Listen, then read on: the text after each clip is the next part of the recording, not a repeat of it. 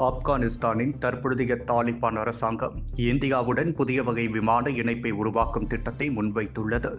இந்த திட்டத்தை இந்தியா ஏற்றுக்கொண்டால் அது பாகிஸ்தான் ராணுவத்துக்கு, குறிப்பாக பாகிஸ்தான் ஆர்மி தலைமை தளபதி ஜெனரல் முஸ்லா ஆசிம் முன்னீருக்கு பெரும் அழுத்தத்தை ஏற்படுத்தக்கூடும் என அரசியல் வட்டாரங்கள் கூறுகின்றன.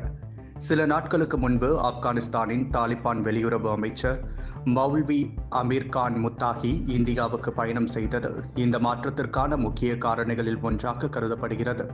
தனது பயணத்தின் போது அமிர்தசரஸ், காபூல், காந்தஹார் இடையே நேரடி விமான சேவைகள் மீண்டும் துவங்கப்படலாம் என்ற நம்பிக்கையையும் அவர் வெளிப்படுத்தினார். தாலிபான் நிர்வாகம் முன்வைக்கும் இந்த திட்டத்தின் முக்கிய நோக்கம் பாகிஸ்தானின் பொருளாதார மற்றும் அரசியல் அழுத்தங்களை குறைக்க இந்தியாவை மாற்று வர்த்தக நுழைவு வாயிலாக பயன்படுத்துவது. பாகிஸ்தான் சமீபத்தில் ஆப்கானிஸ்தானுடனான எல்லை வர்த்தகத்தை மூடிவிட்டதால் ஆப்கானிஸ்தானின் பல நகரங்கள் அத்தியாவசிய பொருட்களுக்காக கடுமையாக பாதிக்கப்பட்டுள்ளன. குறிப்பாக மருத்துவர்கள், உணவுப் பொருட்கள், விரைவில் கெட்டுப்போகக்கூடிய பழங்கள், காய்கறிகள் போன்றவற்றின் விநியோகம் சீர்குலைந்துள்ளது. இந்த சூழலில் இந்தியா தன்னுடைய பகுதிகளை, குறிப்பாக அமிர்தசரஸை கூடுதல் வர்த்தக அணுகலிடமாக திறக்க முன்வந்திருப்பது ஆப்கானிஸ்தானுக்கு புதிய நம்பிக்கையை ஏற்படுத்தியுள்ளது. இதன் மூலம் ஆப்கானிய விமான நிறுவனங்கள் காபூல் மற்றும் காந்தஹாரிலிருந்து நேரடியாக டெல்லி மற்றும் அமிர்தசரஸ் நகரங்களுக்கு விமான கொரியர் சேவைகளை இயக்க முடியும். ஆனால் தாலிபான் நகரம் இதை மட்டும் போதுமானதாக கருதவில்லை.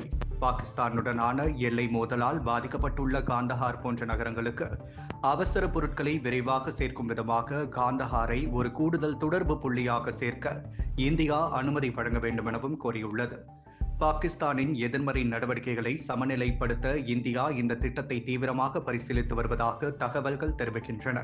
எனினும் கடந்த காலத்தில் நடந்த சம்பவங்களை கருத்தில் கொண்டு இந்திய பாதுகாப்பு அமைப்புகள் முழுமையான பாதுகாப்பு தணிக்கையை மேற்கொண்டு வருகின்றன. குறிப்பாக இந்தியா மற்றும் பாகிஸ்தானின் பழைய நிகழ்வுகளை எழுப்பும் வகையில் 1999 ஆண்டு நடந்த IC-814 விமான கடத்தல் சம்பவம் இத்தகைய திட்டங்கள் மீதான இந்தியாவின் பார்வையை நேரடியாக பாதிக்கிறது. 1999 டிசம்பர் 24 அன்று காத்மாண்டுவிலிருந்து டெல்லிக்கு பறந்த இந்தியன் ஏர்லைன்ஸ் விமானம் கடத்தப்பட்டு காந்தஹாருக்கு கொண்டு செல்லப்பட்டது. இந்த கடத்தல் இந்தியாவை மிக பெரும் அழுத்தத்தில் வைத்தது. கடத்தல்காரர்களின் கோரிக்கைக்கு இணங்க இந்திய அரசு மசூர் அசார், முஷ்டாக் சர்கார், உமர் சயித் ஷேக் ஆகிய பயங்கரவாதிகளை விடுவிக்க நேரிட்டது. பின்னர் மசூத் அசாரே 2000 ஜெய்ஷ்-இ-முகமது என்ற பயங்கரவாத அமைப்பை உருவாக்கினார். இதனால் இந்தியா எதிர்காலத்தில் பல தீவிரவாத தாக்குதல்களை சந்திக்க வேண்டி வந்தது. இப்போது ஆப்கானிஸ்தான் பாகிஸ்தான் உறவுகள் மிக வேகமாக மோசடைந்து வரும் சூழ்நிலைகள் இந்தியா மற்றும் தாலிபான் இடையேயான தொடர்புகள் மெல்ல மெல்ல வலுப்பெற்று வருகின்றன. இதுவரை அமைதியாக நடைபெற்று வரும் அதிகாரப்பூர்வ மட்ட பேச்சுவார்த்தைகள் தற்பொழுது அமைச்சர் நிலை பேச்சுவார்த்தைகளாக மாறி வருகின்றன.